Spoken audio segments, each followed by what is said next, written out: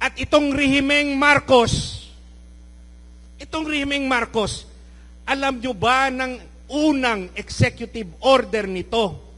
Executive order number 1, ano yung inabolish? Anong inabolish? Presidential Anti-Corruption Commission. The first act of the President of the Philippines is to abolish the office that will run after corruption.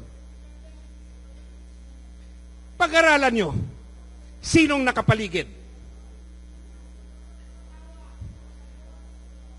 Pangalawang programa ni Atty. Hinlo, marami sa mga politiko natin nagsasabi, tulungan nyo kaming ma-elect para gaganda ang inyong buhay.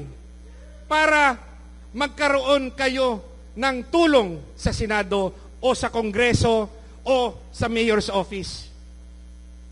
Anong kanilang programa?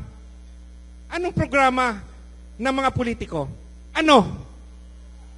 Ayuda. Ang utak ng mga politiko,